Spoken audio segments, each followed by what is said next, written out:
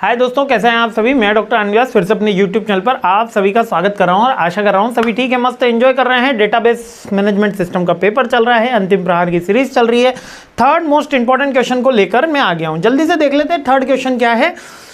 DBMS की keys के बारे में पूछा है, सुपर की, कैंडिडेट की, प्राइमरी की, इन तीनों के बारे में पूछा है। और बेसिकली ये है कुछ क्वेश्चन दमदार जिसके अंदर बच्चे होते हैं कंफ्यूज।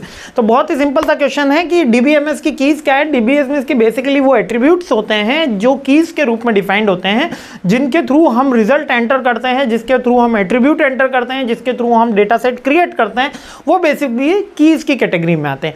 मतलब इसके अकॉर्डिंग हम डेटा सेट एंटर कर रहे हैं और इसके अकॉर्डिंग हम रिजल्ट को ऑप्टिमाइज कर सकते हैं, रिजल्ट का फाइंड आउट कर सकते हैं। अब फर्स्ट आ जाती है इसमें सुपर की। सुपर की क्या होती है? सेट ऑफ वन, जो एक यूनिक आइडेंटिफिकेशन तरीके की होती है, जिसमें वन और मोर एट्रीब्यूट होते हैं। लाइक कि स्टूडेंट की आईडी, स्टूडेंट का नेम, अब स्टूडेंट के मेजर, स्टूडेंट के सब्जेक्ट। फॉर एन एग्जांपल, मैंने यहीं से एग्जांपल लिया है कि super key is kind of tabs, यानी कि अब जब आप कॉलम और टैब बना रहे हो, यानी कि जब आप एक टेबल बना रहे हो, तो यहाँ पर जब आपने जो 5 चीज़ें लिखी हैं 1 2 3 4 5, अब ये यूनिक तो है क्योंकि ये रिपीट नहीं हो रही है, लेकिन ये अपने आप में रिपीट हो सकती है। लाइक कि स्टूडेंट का नेम, वो आनंद 10 जने हो सकते हैं, मिस्टर पिंटू 10 जने हो सकते हैं, राहुल 10 जने हो सकते हैं, अनुज 10 जने हो सकते हैं, 12 भी हो सकते हैं, विजय 15 जने हो सकते हैं, है ना, महेश 10 जने हो सकते हैं।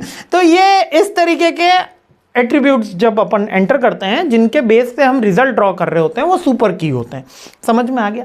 अब इनमें से ही हम कुछ कैंडिडेट की लेते हैं जो यहाँ पर आगे बढ़ते हैं, जो कैंडिडेट की होती है। अब कैंडिडेट का की का सबसे मेन एस्पेक्ट है वो की यूनिक होनी चाहिए, मतलब वो की बार बार चेंज नहीं होनी चाहिए। लाइक कि स्टूडेंट का रोल नंबर हो सकता है जो रिपीट नहीं हो सकता, स्टूडेंट का रोल नंबर तो एक ही होगा। तो देखिए, super key is the set of one or more attribute that table can uniquely identify each row. अब वो ईच रो को तो आइडेंटिफाई कर लिया अपन ने, like name, ID, major. In case of both student ID alone, combination भी कर सकते हैं। ये सुपर की हो गई। कैंडिडेट की minimal the super key. In simple term, it is a super key that doesn't contain any reductant attribute. Any reductant attribute का मतलब क्या है कि फिर ये कम ज्यादा नहीं हो सकता। जैसे आनंद है किसी का नाम और किसी का नाम जय है, तो जय 3 एट्रीब्यूट का हो गया, आनंद 5 एट्रीब्यूट का हो गया, यानी 5 लेटर का हो गया। और किसी का नाम विजय शंकर है तो वो और ज्यादा का हो गया। तो ये कैंडिडेट की के अंदर एक फिक्स कॉलम होगा कि जैसे कि आपने किसी का मोबाइल नंबर लिया तो फिक्स डिजिट का होना जरूरी है, रोल नंबर लिया तो फिक्स डिजिट का होना जरूरी है। वो कैंडिडेट की में आती है। सुपर की भी समझ में आ गया, इन्हीं में से कैंडिडेट की। अब इस कैंडिडेट की में से ही प्राइमरी की बनाई जाती है। ठीक है, यूजुअली कैंडिडेट की में से ही प्राइमरी की बनाई जाती है। और ये क्या होता है? डेजिग्नेटेड एट्रीब्यूट होता है। ये डेजिग्नेटेड एट्रीब्यूट का मतलब कि हमको यहां तक पहुंचना है और इस रो के अकॉर्डिंग ये सारी चीजें होनी चाहिए। Like selecting the most efficient candidate की इज द प्राइमरी की। जो मोस्ट एफिशिएंट की होती है वही प्राइमरी की होती है। मोस्ट केसेस शॉर्टेस्ट कैंडिडेट की is the preferred for the fastest data retrieval. जो शॉर्टेस्ट की होगी उसी को हम चूज कर लेते हैं। अब इसमें स्टूडेंट आईडी हो सकती है, कुछ भी हो सकता है। 3 स्टेप्स हैं। पहले सुपर की है। सुपर की के अंदर आपने 10 एट्रीब्यूट्स रख लिए जिनके अकॉर्डिंग आपको डेटा एंटर करना है। उसमें से आपने सेकेंड एट्रीब्यूट में कैंडिडेट की लिखी। कैंडिडेट की के अंदर आप कुछ यूनिक आइडेंटिफिकेशन करोगे, लाइक स्टूडेंट का रोल नंबर हो सकता है, स्टूडेंट की आईडी हो सकती है, स्टूडेंट का रोल नंबर आईडी अलग अलग होती है ना, उसका मोबाइल नंबर हो सकता है। ये कैंडिडेट की आपने मान ली। उस कैंडिडेट की में से एक प्राइमरी की लोगे। प्राइमरी की कौन सी होगी? जो शॉर्टेस्ट होगी और जिसके अकॉर्डिंग अपन डेटा सेट क्रिएट और फिल्टर कर सकते हैं। ये पॉइंट अपन को ध्यान में रखना है। अब प्राइमरी की इनके भी ऑल्सो द कैंडिडेट की, ये बिल्कुल सही है। पहली पॉइंट क्या कह रहा है? प्राइमरी की हमेशा कैंडिडेट की हो सकती है, होगी, क्योंकि हम चूज किस में से कर रहे हैं? कैंडिडेट को ही तो प्राइमरी बना रहे। Super key are not explicitly defined as the database schema.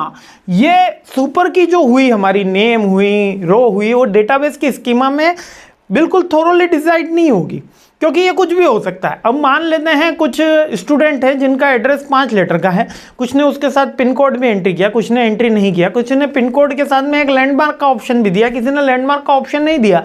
तो सुपर की के अंदर तो वो लैंडमार्क का ऑप्शन आया, लेकिन कैंडिडेट की और प्राइमरी की में नहीं आया। तो ये बिल्कुल स्कीमा क्या होते हैं? रूल्स रेगुलेशन होते हैं जिससे हम डेटा एंटर कर रहे होते हैं। तो वो ब्लैंक भी हो सकती है। कैंडिडेट की किसको रिप्रेजेंट करेगी?